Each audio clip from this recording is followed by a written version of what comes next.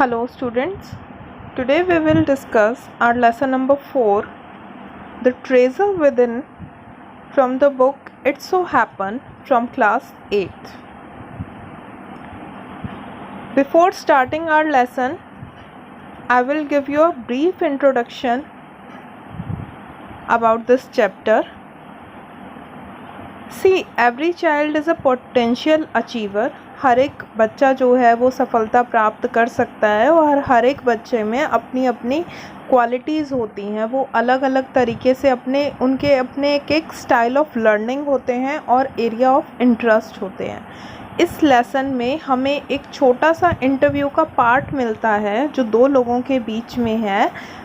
उसमें से फर्स्ट जो सेशन हो रही है वो हो रही है किनके बीच में, मिस बेला राजा जो कि एक एडिटर हैं of Sparsh, a newsletter from the resource centre the valley school Bangalore, जो कि बेंगलोर में है। और दूसरे जो करेक्टर हमें इसमें मिलेंगे वो मिलेंगे मिस्टर हफीज़ कॉन्ट्रैक्टर जो कि एक लीडिंग आर्किटेक्ट हैं। हफीज़ कॉन्ट्रैक्टर जो है वो एक काफ़ी अनहैप्पी सा स्कूल बॉय रहा है। वो उसको काफ़ी ज़्यादा चीज़ें करना पसंद था, लेकिन उसको मैकेनिकल लर्निंग जितनी भी थी यानी मैथमेटिक्स से रिलेटेड जितना भी वर्क था उसको उससे काफ़ी ज़्यादा एक तरह से नफ़रत सी थी। तो वो अपना पूरी की पूरी कन्वर्सेशन बता रहा है मिस बेला राजा को। तो without wasting our so much time, let's study our lesson. Hafiz Contractor, I used to have this terrible nightmare. मुझे ऐसे डरावने सपने आते रहते थे। Only now, over the last 4 to 5 years, it seems to have disappeared. सिर्फ लगभग 4-5 सालों से ही ऐसा लगता है कि जैसे ये ख़त्म हुए हों। अब बेला राजा बोलती हैं, What nightmare are you talking about? And why do you think it has disappeared now? आप किन भयानक सपनों के बारे में बात कर रहे हैं? नाइटमेयर मीन्स भयानक सपने रात में जो आते हैं। And why do you think, और ऐसा आप क्यों सोचते हैं, that it has disappeared now, कि अब वो सारे समाप्त हो गए हैं। अब इस पर हफीज़ कॉन्ट्रैक्टर बोलते हैं, I use to get continuous nightmare about appearing for a maths examination where I did not know anything. मैं हमेशा ही जो है लगातार मुझे मैथ्स के पेपर के बारे में बैठने के सपने आते थे कि जिसके बारे में मैं कुछ भी नहीं जानता हूँ। Now the psych must have gotten over it, शायद अब इसने मेरे मन ने जो है इस पर काबू पा लिया है। I don't have to think about education and there is absolutely no time to get nightmares. तो मुझे लगता है कि शायद मेरे मन ने इन सारी चीज़ों पर काबू सा पा लिया और अब मुझे एजुकेशन के बारे में सोचना नहीं पड़ता और ना ही सपने देखने का बिल्कुल भी टाइम है। तो Bela Raja, tell us something about your earliest memories in school. मुझे बताइए आपकी जितनी भी जो अर्लीस्ट यादें हैं स्कूल के बारे में, मुझे उनके बारे में बताइए। Hafeez contractor, in the first and the second year I was a good student. After I reached the third standard, I simply lost interest and I never studied.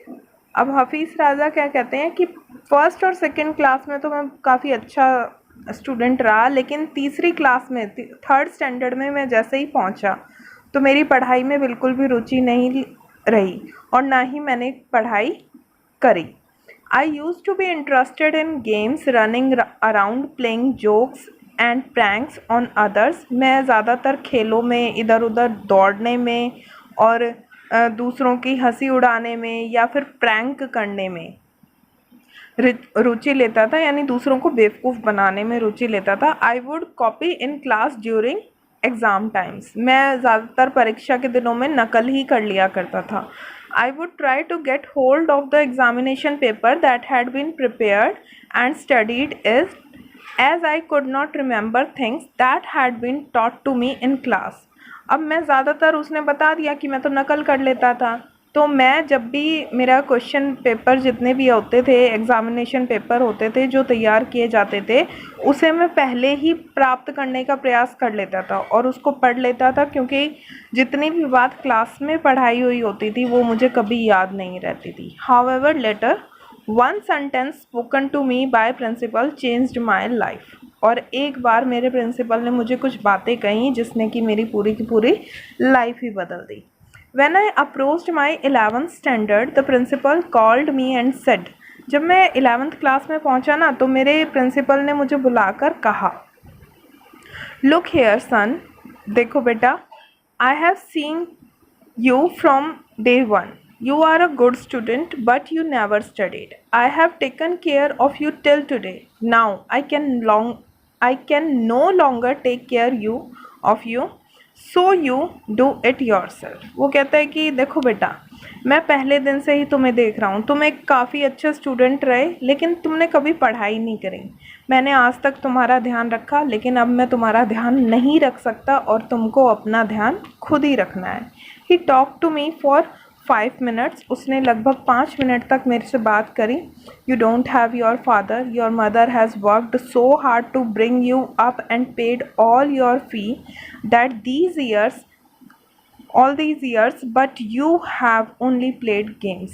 Now you should rise to the occasion and study. तो वो कहते हैं कि तुम्हारे पापा तो नहीं हैं। अब यहाँ पर हमें पता चलता है कि हफीज़ कॉन्ट्रैक्टर के फादर की जो है वो मृत्यु हो चुकी है। तो तुम्हारी माँ ने ही तुम्हारा पालन पोषण किया है और बहुत ज़्यादा कठिन परिश्रम वो करती है, बहुत ज़्यादा हार्ड वर्क करती है। इतने वर्षों तक उसने तुम्हारी फ़ीस भी दी है, लेकिन तुमने क्या किया? तुम सिर्फ खेलते रहे। अब तुम्हें कुछ करके दिखाना है और पढ़ाई करनी है। I use to be a very good sportsman. मैं काफ़ी अच्छा खिलाड़ी हुआ करता था। I had been the senior champions for so many years and I was also the cricket captain.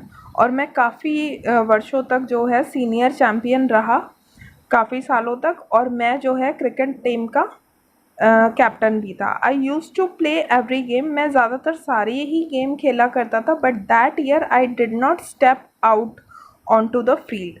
लेकिन उस साल मैंने खेल के मैदान में बिल्कुल पैर भी नहीं रखा। I would go for prayers. मैं ज़्यादातर प्रेयर्स के लिए जाता था। And all I would do was eat and study. और सिर्फ खाता था और पढ़ाई करता था। I normally use to copy and pass. ज़्यादातर मैंने क्या हमेशा से किया था कि मैं नकल करके पास हो जाता था, but I realised that once I was in SSC I could not do that. लेकिन मुझे पता था कि जब मैं SSC की पढ़ाई करूँगा तो मैं ऐसा नहीं कर पाऊँगा, मतलब वो नकल से पास नहीं हो सकेगा। When I got a second class, जब मेरे को जो है सेकेंड क्लास में मैं पास हुआ 50% in my SSC, my principal said, तो मेरे प्रिंसिपल ने कहा, son consider yourself as having got a distinction.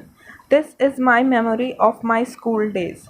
तो ये जो है ये सारी मेरी जो स्कूल दिनों की यादें हैं वो रही, क्योंकि उस टाइम जब मैंने 50% से जो है सेकंड डिवीज़न ली थी तो मेरे प्रिंसिपल ने कहा था, बेटा समझ लो तुमने मतलब बिल्कुल डिक्टेंशन जो है वो प्राप्त कर लिया 50% पर ही, क्योंकि वो बिल्कुल भी पढ़ता नहीं था।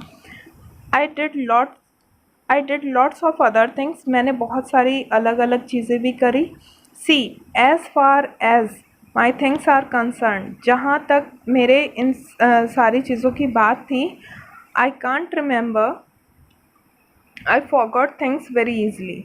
तो मैंने बहुत सारे अलग अलग काम भी करे, और देखो जहाँ तक मेरे कामों की बात है मैं ये याद नहीं कर सकता भाई, मैं बहुत सारी चीज़ों को बहुत ईज़िली भूल जाता हूँ। To remember I have to see things as a photograph, और मेरे को याद रखने के लिए मैं उनको क्या करता था, फोटोग्राफ्स की तरह देखता था। I read a book and I can remember the matter as photograph but not through my mind. तो वो मैं चीज़ों को फ़ोटो की भांति देखना पड़ता था, ना कि मेरे को अपने मन के द्वारा। That is how it works. और इसी तरीके से मैं काम करता था। अब यहाँ पर बेला राजा पूछती हैं, when you were in school and you were doing badly, did the teachers pull you up and how did you feel? तो जब आप स्कूल में थे, पढ़ाई में पीछे भी थे, तो जो आपके टीचर्स थे वो आपको डांटते थे, तो आपको कैसा लगता था? अब हफीज़ कॉन्ट्रैक्टर जो हैं वो बोलते हैं, I never felt anything on being pulled up. मैंने डांट खाने पर या मेरी खिंचाई होने पर मैंने कभी भी ऐसा कुछ अनुभव किया ही नहीं। I use to be so interested in playing. मेरा खेलों में बहुत ज़्यादा ध्यान था, बहुत ज़्यादा रुचि थी मेरी। I would receive a caning every week. तो मुझे हर सप्ताह जो है वो कैनिंग होते थे, यानी डंडे लगते थे, बेत लगते ही लगते थे जिनको हम बोलते हैं। पहला राजा, when you knew that you had incurred the wrath of your teacher by not doing your homework or by behaving badly, when you knew you would get a caning, what was the state of your mind? जब आपको पता होता था कि आपने homework नहीं करने से या आपके मिसबिहेव करने से जो है आपके टीचर्स नाराज़ कर दिया है आपने अपने टीचर्स को, तो आपको जब आपको पता होता था कि आपको डंडे जो हैं वो लगेंगे, तो आपकी जो स्टेट ऑफ माइंड है यानी मानसिक दशा जो है वो क्या होती थी? तो हफीज़ कॉन्ट्रैक्टर बोलते हैं, स्टेट ऑफ माइंड, मानसिक दशा, just lift up the hands and they would cane you. बस हाथ उठाओ और वो तुम्हें डंडे मारेंगे। It would hurt badly and then, वो काफ़ी ज़्यादा पीड़ा देते थे। And then I would have to forget about it because I would want to go and play. हाँ, लेकिन मुझे इन सारे डंडे लगे हुए को ना भूलना पड़ता था, और क्योंकि मेरे को बाहर जाकर खेलना ही खेलना होता था। यू नेवर फेल्ट इनसिक्योर और थ्रेटन्ड। क्या कभी आपको असुरक्षा या खतरा महसूस नहीं हुआ? अब यहाँ पर हफीज़ कॉन्ट्रैक्टर जो हैं वो क्या जवाब देते हैं? I was just interested in playing and nothing else. I was more interested in funny pranks. मैं ज़्यादातर खेलों में ही रुचि रखता था, इसके अतिरिक्त मेरी किसी बात में रुचि ही नहीं थी। सबसे ज़्यादा रुचि जो थी मेरी प्रैंक्स करने में थी, यानी दूसरों को मतलब दूसरों के साथ मजाक करना या उनको उल्लू बनाना, उस तरीके से हम समझ सकते हैं प्रैंक्स को। One day I did not want to study. एक दिन जो है मैं पढ़ना नहीं चाहता था। So I created a distraction. तो मैंने जो है मतलब अपना ध्यान दूसरी तरफ कर लिया। For 1 whole hour we played चोर पुलिस। हम पूरे 1 घंटे तक जो है वो चोर पुलिस खेलते रहे। Every Saturday we were allowed to go into town to see a movie. हर सैटरडे हम लोगों को अलाउ कर दिया जाता था कि हम जाकर एक मूवी देख सकते हैं टाउन में, शहर में। So what I would do, तो मैं क्या करता था, was have no lunch and collect money from 40 to 50 students and run and buy the tickets. On my way back I would eat to my heart's content. और वो क्या कहता है कि भाई जब मेरे को ये सारी चीज़ें मिलती थी कि हर शनिवार जो है मुझे फ़िल्म जाकर देखने की अनुमति मिलती थी, तो मैं भोजन तो करता ही नहीं था। 40-50 जितने भी स्टूडेंट्स होते थे उनसे पैसा इकट्ठा करके टिकट ख़रीदने के लिए भाग जाता था, और लौटते समय जी भरकर जो मेरा मन करता था वो मैं खाता था। तो अब इसके बाद जो है हमें क्या पता चलता है? I use to be the leader of a gang. मैं एक गैंग का लीडर हुआ करता था। We would have gang fights and plan strategies. These things use to interest me more than any academics.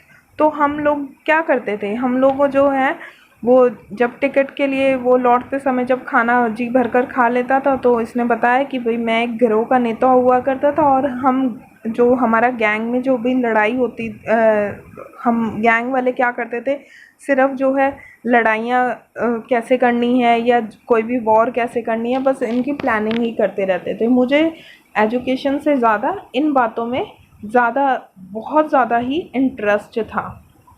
अब student used to book my textbooks for the following years because they were almost brand new. I probably opened them one day before exam. अब वो क्या कहता था कि जितने भी students थे ना, वो अगले साल के लिए मेरी जो जितनी भी टेक्स्ट बुक्स हुआ करती थी उनको लिया करते थे, ख़रीद लेते थे, क्योंकि वे बिल्कुल नई होती थी। क्यों? क्योंकि मैं सिर्फ उन्हें जिस दिन मेरा एग्ज़ाम होता था उससे एक दिन पहले ही खोला करता था। तो ये सारा हमने अपना लेसन पढ़ा, जिस लेसन का नाम था the treason with in. I hope you like the video. Thank you for watching the video.